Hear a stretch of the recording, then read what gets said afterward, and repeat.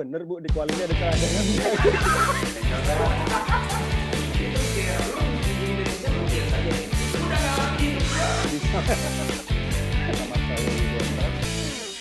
Halo semuanya, ketemu lagi dengan saya Yudi Okta bersama dengan Om Anton Sanjoyo atau Bung Joy.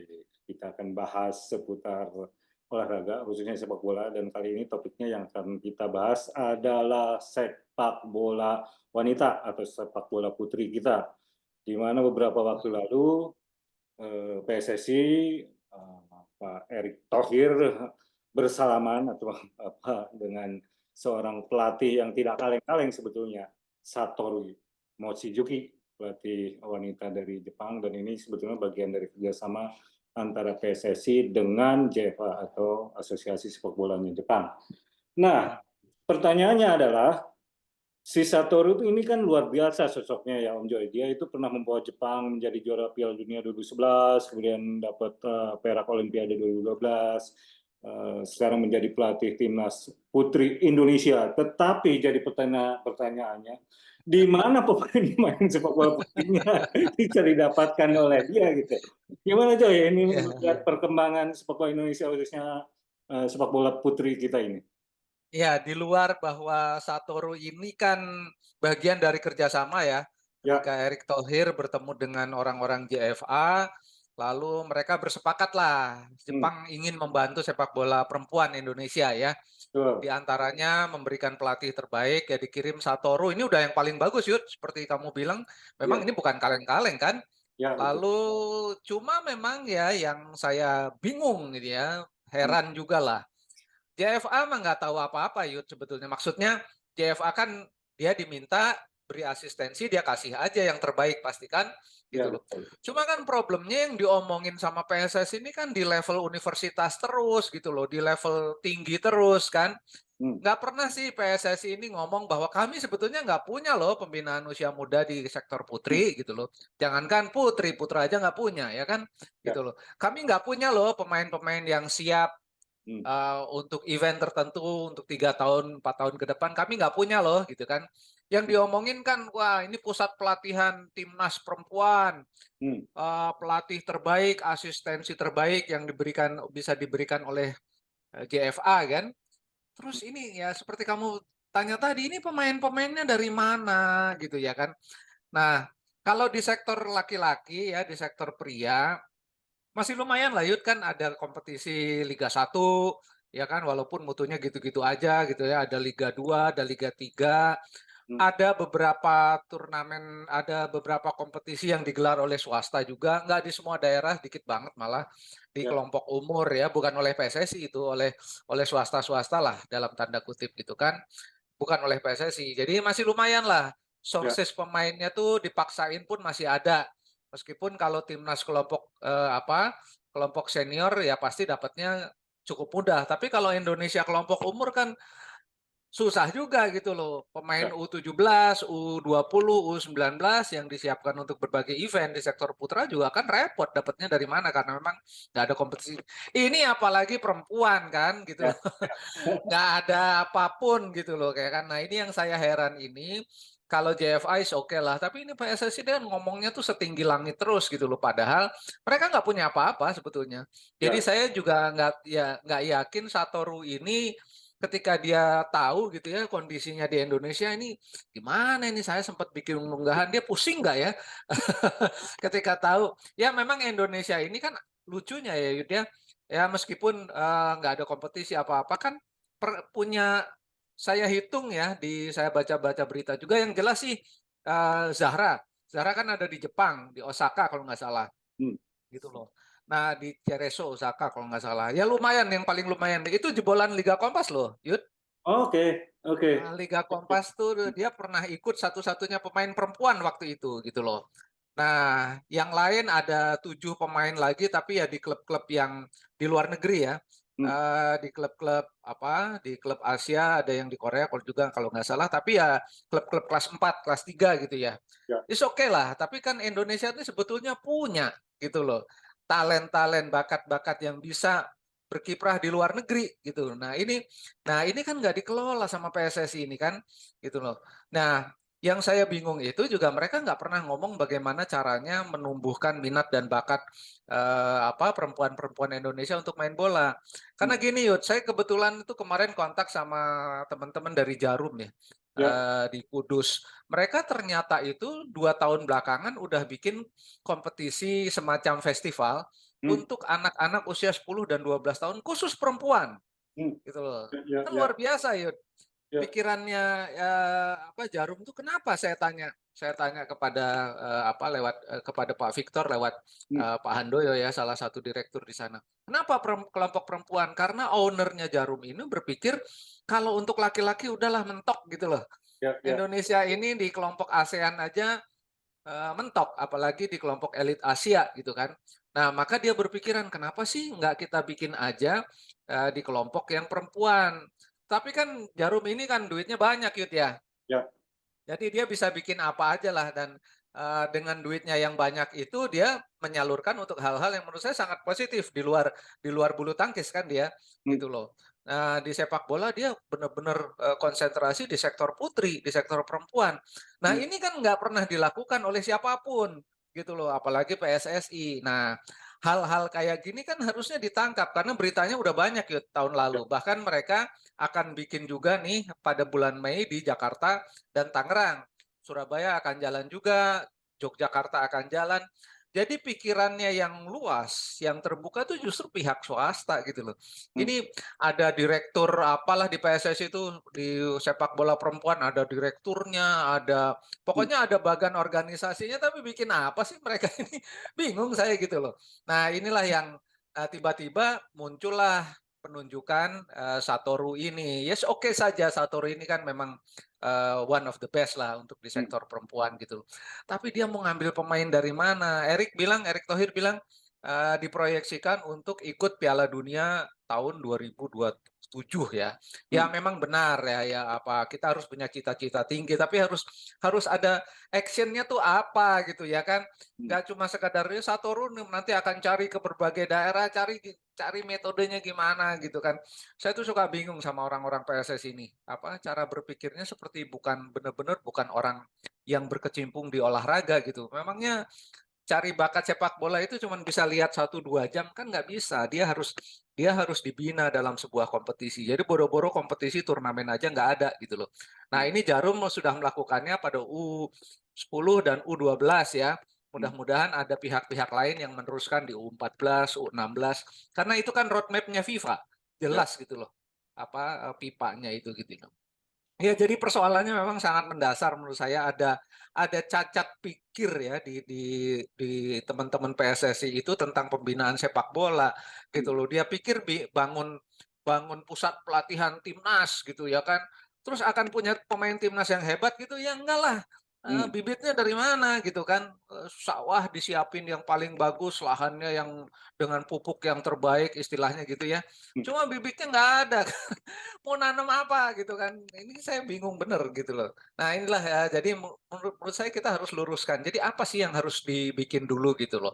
hmm, Nanti saya jelasin, saya punya, nah khusus tentang Zahra, ini kan menarik Yud.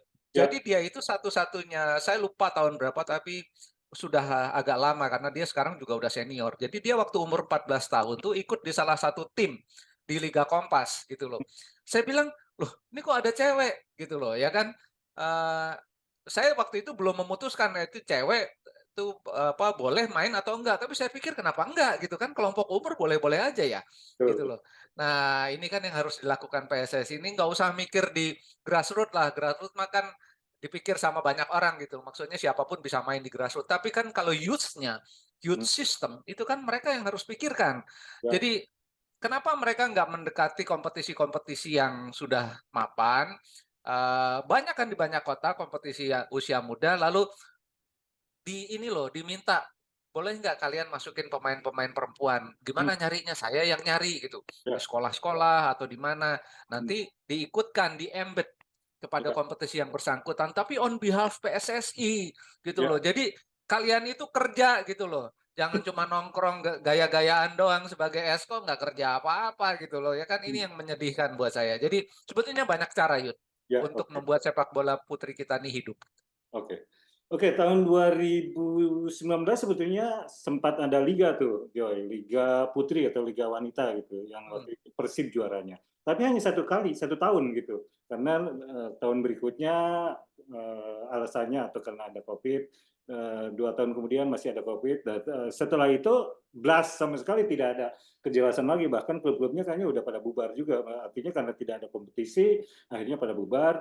Dan janji PSSI kalau kita lihat searching itu berita-beritanya, mereka berjanji untuk melakukan pembinaan-pembinaan dari usia 9 dan berjenjang itu, tapi realisasinya yang terpenting itu gimana menurut Om Joy? Iya, yang 2009 itu kan gini Yud, 2019. kalau saya punya anak perempuan, lalu dia mulai bermain bola lah, seneng gitu kan. Dia kan nggak punya mimpi Yud, gua mau Ya, main di mana gitu loh ya kan. Ya Zahra sempat ada kompetisinya kan, dia sempat ikut 14 di Kompas, dia ikut 16 di berbagai, dia sempat ikut mini football juga kalau nggak salah gitu. ya, Nah, jadi kan dia itu walaupun dengan semua kekurangannya dia kan terasah gitu loh. hmm, Sempat jadi pemain Persija Putri juga kan dia gitu loh. Cuma kan dia punya jalur. Nah, hmm, sekarang kalau anak saya perempuan atau anak siapapun lah ya perempuan mulai suka main bola, terus dia pikir kalau saya mau serius main bola, saya main di klub apa, saya main di kompetisi apa. Terus kalau dia udah mikirnya udah jauh banget, saya bisa hidup nggak ya dari sepak bola kan gitu ya, loh.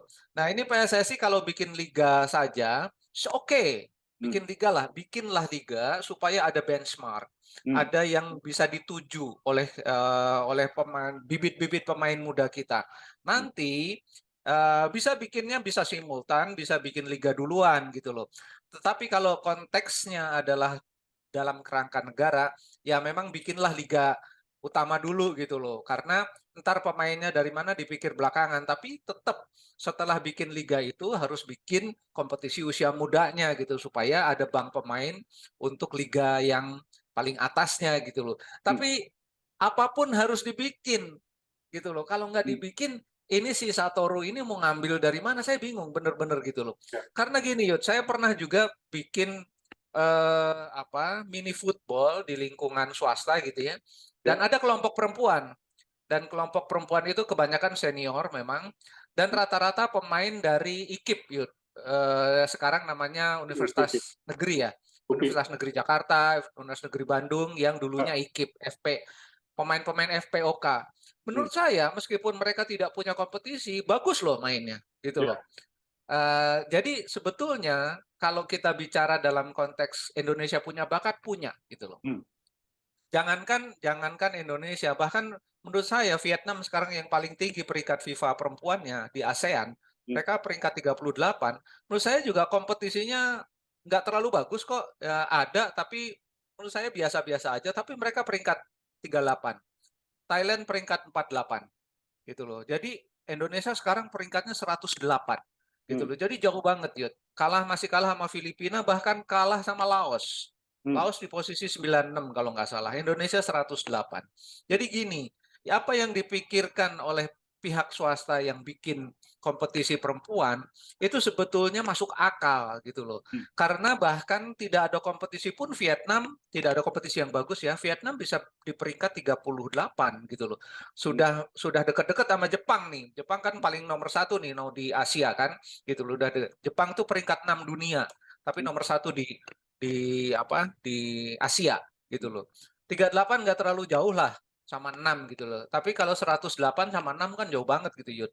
Nah, inilah yang harus mulai dipikirkan oleh Erick Thohir dan kawan-kawan gitu loh. Kalau memang nunjuk Satoru, ya rentetan pekerjaannya yang di bawah itu juga harus banyak gitu loh, dan itu harus dilakukan Yud. Kalau enggak ya Satoru ini akan jadi pusing aja 2027 tuh menurut saya omong kosong lah istilahnya, kalau mau ngomong kasar bullshit gitu ya, karena Hmm. memang kalian nggak bikin apa-apa buat si Satoru ini gitu loh. Jadi ya pelatihnya kelas diamond gitu ya kan, bibit yang dikasihnya nanti kelas loyang kan Hmm. susah gitu kan. Satoru ini nggak akan bisa apa-apa gitu loh Yud. Oke, eh, tahun 2019 ketika ada liga, sebetulnya hype atau vibe-nya dari sepak bola wanita itu lumayan terasa gitu. Coy, bahkan muncul pemain-pemain yang untuk ukuran di Indonesia sih oke gitu. Dan bahkan kita sempat lolos ke Piala Asia walaupun akhirnya babak belur di fase grup. Kenapa? Kalau saya melihatnya begini, Joy. Salah satu yang kelemahan atau keteledoran PSSI atau kita lah di dunia sepak bola kita itu ketika itu pemain-pemain perempuan itu terlalu banyak bermain di sosial media. Sangat waktu itu kan banyak sekali yang viral gitu pemain-pemain sepak bola Iya, iya. depan kita. Dan ini menurut saya salah satu yang membuat mereka itu sebetulnya tidak fokus di dunia sepak bolanya. Artinya bahwa mungkin PSSI juga harus betul-betul menjagai pemain itu, apalagi di usia-usia muda, termasuk di perempuan. Ya khususnya yang berhubungan dengan pemain yang bisa masuk tim nasional gitu. Artinya bahwa mereka itu kan tujuan utamanya adalah bermain sepak bola. Bahwa sosial media itu bagian dari kehidupan sekarang yang tidak bisa terpisahkan, iya, tetapi ya harus dijagai gitu. Karena saya melihatnya justru ketika itu tuh pesepak bola perempuan itu luar biasa viral. Banyak banget yang betul tuh tidak fokus di sepak bolanya. Akhirnya memang terbukti di Piala Asia tuh hancur lebur gitu. Padahal itu bagian dari, padahal itu adalah momen untuk menaikkan sepak bola kita di perempuan. Iya, iya. Menurut Joy gimana? Iya, kalau kalau banyak atlet hancur, atlet perempuan terutama, ya, hancur karirnya karena terutama yang individu ya, Hmm. permainan individu. Kalau Anda ingat Usain Boschart itu salah satu wonderkid waktu dia masih umur 11 tahun di Kanada ya. Hmm. Tapi karena cantik, lalu banyak di sosial media nggak jadi apa-apa juga gitu loh. Di kelompok tenis banyak. Hmm. Tapi di kelompok tapi memang sosial media itu kan nggak cuma merusak yang kelompok perempuan, kelompok Hmm. laki pun gitu. Nah, bahkan timnas senior kita pun kan sebetulnya sempat ada dispute lah Hmm. soal itu kan. Cuma ya untungnya sudah diingatkan terus dan ya meskipun ya ada satu dua nyuri-nyuri tapi oke lah. Dan nggak masalah, Indonesia lumayan lah gitu ya kalau untuk menjaga itu. Jadi perempuan jauh lebih susah pasti menjaganya. Karena apa? Apalagi kalau mereka berpikir bahwa karir mereka di sepak bola nih bisa jamin hidupnya enggak gitu loh. Kalau mereka main sosial media dan sukses kan bisa dapat endorse, Ya. bisa apalagi wajahnya rupawan gitu ya kan, bisa terus dia di sosial media mendapatkan penghasilan untuk hidupnya gitu. Tapi itu memang harus dijagai. Tapi menurut saya Yud, waktu 2019 itu di Piala Asia memang kualitas Indonesia kan jauh lah dibandingkan yang lain-lain gitu ya. Ya. Bahkan yang saya lihat secara langsung pun ini dalam pandangan saya bagus. Tapi kalau saya lihat langsung gitu ya pemain seperti Mia Hamm, seperti siapapun lah, itu saya pernah lihat langsung di Swedia waktu itu. Memang skillnya hampir kayak cowok gitu Ya. loh. Physical fitnessnya, larinya dan segala macam dia memang tidak sepowerful cowok, tapi kalau dibandingin sama cowok-cowok Asia aja mereka masih lawan loh, Masih gitu mungkin ya. menang bahkan. Gitu loh. Nah, Indonesia ini jauh lah. Jadi maksudnya saya lihat mereka di beberapa kesempatan tekniknya juga masih sangat jauh ya karena memang kan jam terbangnya kan sangat Ya. terbatas. Nah, kalau jam terbang mereka bagus, bahkan ini bukan body shaming ya. Jadi memang yang posturnya benar-benar atletis untuk ukuran pemain bola kan ya paling cuma 20-30%. Yang lain menurut saya tidak berpostur sebagai pemain bola gitu loh. Hmm. Hmm. Nah, ini kan sangat sangat berdampak pada agility, pada kecepatan, pada fleksibilitas, pada semua aspek di sepak bola gitu loh. Nah, ini kan karena ya kenapa? Karena mereka memang tidak terbiasa dalam iklim kompetisi yang mengharuskan mereka menjaga kebugaran tubuhnya, posturnya dan macam-macam gitu loh. Jadi pekerjaan Erick Thohir ini masih panjang banget gitu loh. Ya. Kalau dia mau menanamkan sekarang basicnya, jangan ngomong dulu lah soal nanti tembus ke Piala Dunia 2027 gitu loh. Hmm. Saya berkali-kali ngomong, saya bahkan ketika ketemu dia pertama, Pak, udahlah jangan ngomong prestasi kalau sepak bola nasional. Bapak tanamkan saja basic-basicnya, bikin fondasinya, pembinaan usia muda, bikin fondasinya untuk wasit, bikin fondasinya untuk infrastruktur. Bapak akan dikenang sebagai orang yang mendirikan fondasi-fondasi itu kelak 20 tahun lagi Anda akan dikenang sebagai pendiri sepak bola yang hebat gitu loh. Nggak usah ngomong lah. Karena kalau ngomongin prestasi lah jauh banget lah, ASEAN aja nggak pernah juara gitu ya kan. Ya. Apalagi mau masuk elit Asia gitu loh. Jadi menurut saya masih masih apa ya? eh back mind-nya dari orang-orang PSSI ini masih prestasi, prestasi, prestasi. Padahal fakta mengatakan bahwa Indonesia tidak pernah berprestasi di cabang sepak bola gitu ya. Hmm. SEA Games pun kan sebetulnya udah jauh banget. SEA Games itu kita harusnya juara juara terus itu dari Ya, tahun kita pertama ikut tahun berapa? 77 ya. Kita ya, ikut SEA Games pertama. hmm, Harusnya Indonesia tuh juara terus lah. Gantian lah paling enggak sama Thailand sama ya, Vietnam. Ini kan enggak gitu loh kan. 97 terakhir juara lalu kemudian kemarin baru bisa juara lagi. 91 juara terus lama sekali baru kemarin gitu.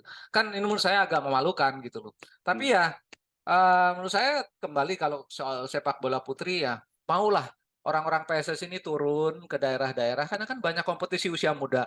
ya, Lalu bujuklah apa para regulator, para para pengelola kompetisi itu supaya mereka juga bisa menyertakan pemain perempuan. hmm, Karena kalau di kompetisi usia muda itu Anda bisa bikin regulasi apapun terserah aja. gitu loh. Tuh. Sepanjang peraturan permainannya tetap mengacu kepada FIFA Ya, gitu loh. Tapi yang mau ikut perempuan kayak laki kayak nggak ada urusan FIFA gitu loh. Silahkan aja gitu hmm, loh. Nah, kan ini bisa jadi kesempatan ya. Seperti ya, Liga Kompas saya yakin akan sarankan juga supaya juga bisa memasukkan lagi hmm, pemain-pemain putri supaya ada Zahral yang lain yang ya, bisa main di Jepang, bisa main. Mungkin kalau 2-3 tahun lagi bisa kirim pemain ke Jepang, ke Korea Selatan, Indonesia punya harapan ya. karena kualitasnya ada gitu loh. Nah, tapi harus dimulai benar-benar dari kelompok usia muda gitu loh. Kalau enggak ya Indonesia hanya ngomong lagi di tingkat tim nasional dengan mutu yang menurut saya untuk bersaing dengan Vietnam saja susah gitu. Nah, ini ya apa yang harus kita ingatkan Yud ke orang-orang PSSI. Oke, berarti gini, kan selama ini PSSI atau siapapun atau bangsa inilah, termasuk ya, oke kita fokus ke PSSI selalu ujungnya itu adalah juara, juara, prestasi, prestasi gitu. Tapi mereka selalu Betul. melupakan prosesnya gitu. Dan mungkin yang harus kita dorong ke mereka itu proses atau pembinaan. Lupain aja juara karena itu pasti kalau pembinaan atau prosesnya benar sih pasti akan mengikuti gitu prestasi Iya, atau itu akan mengikuti gitu kan. ya, mereka nggak pernah mikirin proses ya. Saya juga bingung ya, apa sih back mind-nya orang-orang di PSS itu nggak pernah mereka mikirin prosesnya kan. Bahkan di hampir di semua sektor ya, bukan cuma di sektor atlet, tapi di sektor pelatihnya juga, di sektor perwasitannya juga, mereka nggak pernah mikir prosesnya. Di mana rekrutmen. Sekarang yang mau jadi wasit misalnya ya kan, yang Hmm. mau jadi wasit berapa sih? Kenapa mereka nggak memasarkan di masyarakat gitu ya bahwa menjadi wasit sepak bola itu terhormat, Hmm. penghasilannya bisa bagus, bisa menyambi. Tapi Anda harus punya pengetahuan A, B, C, D kan pasti banyak. Hmm. Indonesia ini kan nggak kekurangan orang pinter gitu loh. Cuma kan kemarin saya diwawancara juga soal VAR itu ya. Jangankan soal VAR yang sangat rumit gitu kan. Peraturan pertandingan yang basic saja kan wasit kita masih sering error Ya, gitu loh. Nah, ini kan tugasnya PSSI lah, bukan tugasnya siapa-siapa lagi karena dia adalah satu-satunya organisasi yang dipercaya oleh FIFA untuk membangun sepak bola di Indonesia gitu loh. Dan bahkan mendapatkan privilege yang luar biasa dari Presiden Indonesia sekarang ya kan hmm. kan kebangetan gitu loh kalau misalnya nggak bisa bikin fondasinya per tahun inilah paling nggak per Erick Thohir lah paling nggak kan menurut saya memalukan gitu loh kalau kita nggak punya fondasi persepak bola nasional yang bagus dengan begitu banyak privilege yang mereka dapat. Oke, kita terusin lagi Pak Erick Thohir. Ini masukan dari kita atau kritikan dari kita, udahlah lupakan soal prestasi, soal juara. Tapi yang terpenting adalah pembinaan dan proses karena itu result itu pasti akan mengikuti. Kurang lebih begitu ya Joy.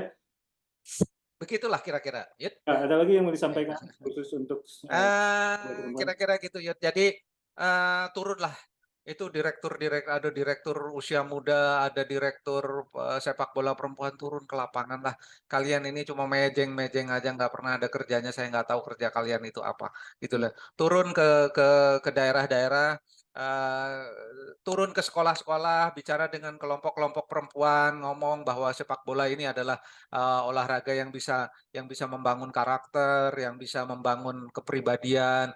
Ajak mereka untuk bermain bola, itu aja gitu loh. Ya, itu dulu lah yang dilakukan. Kalau enggak, Indonesia nggak akan pernah punya atlet sepak bola di sektor putri. Itu Yud. Thank you Om Joy. Yang basic-basic aja dulu yang perlu dilakukan oleh Betul. si itu, yang paling penting itu paling mendasar soalnya.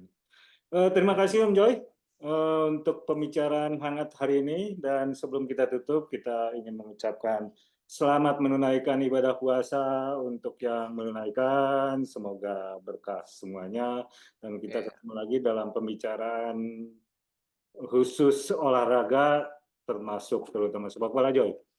Kira-kira begitu. Terima kasih Om Joy. Oke, sama-sama Yud. Sampai jumpa.